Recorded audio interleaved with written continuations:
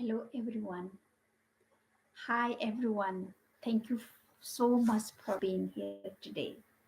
We're not just celebrating a book, we're celebrating a voice that was once silence. Kali, the silence she carried, a heart that once broke and still dared to rise again. My name is Sangita Adhikari, and I wrote Kali, the silence she carried from a place of deep listening. Listening to pain, to resilience, and to that quiet part inside us that whispers, I still want to live. When I first heard Kali's story, a young girl cast out from her home, walking barefoot into a world that did not want her, I couldn't sleep. Kept thinking about Kali because Kali's story, I saw the reflection of so many people around us. People smiling on the outside, but quietly breaking inside. Today, we talk a lot about success, appearance, and achievements, but we rarely ask each other, how are you? How do you feel? Really? We live in a world where social media hides pain. You can see the people's attire, happy pictures, enjoying, going out, going right, but you don't see really inside what they are going through. Some people go out to hide their pain, to avoid the situation they don't want to deal with. Busyness replaces stillness, and we forget how to care for our hearts. Many of us wake up tired, not just in our bodies, but in our spirits too.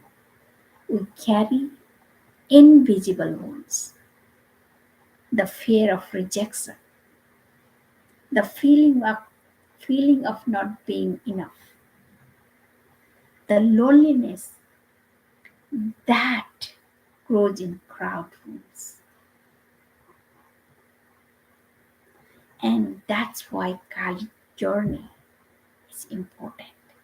It reminds us what happens when pain goes unheard, when silence replaces compassion. Kali's journey begins in a small village in the season of rain and planting. She lies weak from fever, hungry and cold. Her mother calls her useless. Her brother drags her outside. And when she begs to stay, they still tell her to leave, to never come back. So sad, right? Imagine that, being thrown away by the hands that were meant to hold you. Kali's tears became her only language. When you are in deep pain, such a pain, you don't want to express yourself, right? She sat under a tree, waiting for someone to call her name, but no one came. And at somewhere between her pain and her silence, a small spark refused to die. That spark was hope. It whispered, you are still alive. You are still here.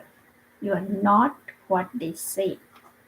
So Kali walked alone, barefoot, hungry, afraid, but alive. Each step became a promise. I will not disappear. I will survive, even just for one more sunrise. Right?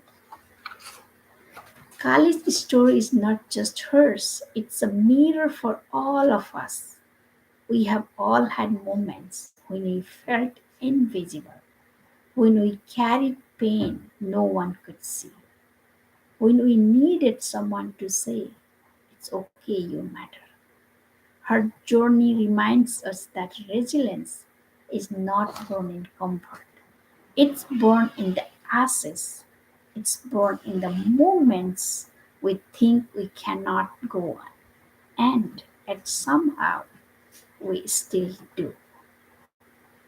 In today's world, so many people smile while quietly falling apart with anxiety, overwhelming, burnout, and loneliness. We see smiles that hide pain. That's why we need stories like Kali.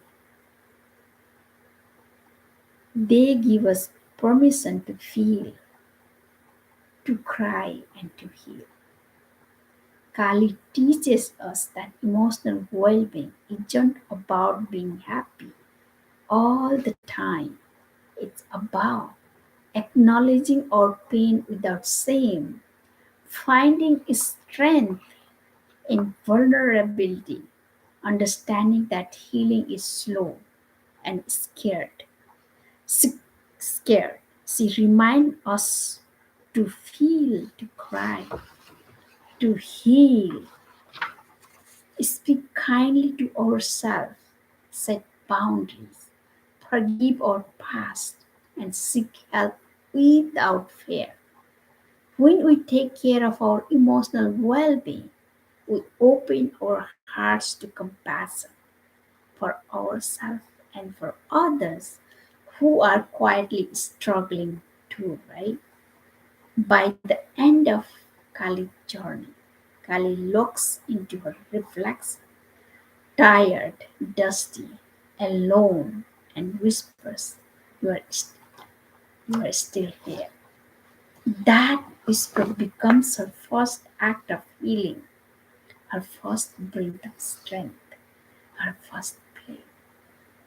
She stops seeing herself as a victim and becomes her own savior because strength isn't loud, it's a quiet. It's the courage to wake up again after failing. It's the decision to believe in your worth even when no one else does. Kali's flame becomes a symbol for all of us, for anyone who has faced rejection, loss, or heartbreak. It says you are not broken, you are becoming. When I wrote Kali, the silence she carried, I did not want it to be just a story. I wanted it to be a companion for the lonely heart, the wounded soul, on the one standing between despair and hope.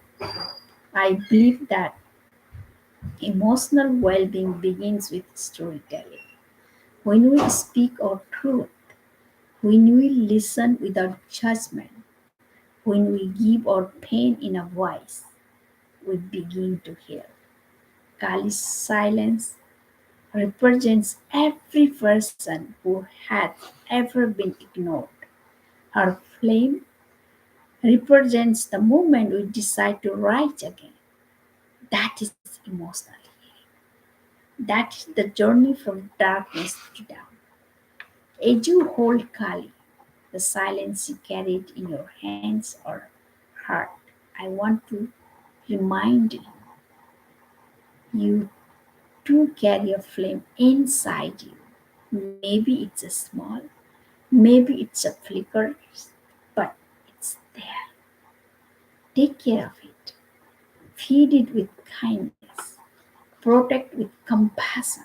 And never ever let anyone convince you that you are less than enough. Khalid's story is your story, my story, all of our stories, because we all rise from ashes in a different ways.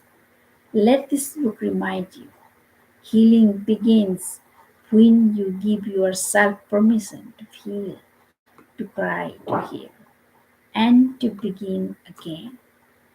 Thank you for listening, for feeling, and for keeping the flame alive.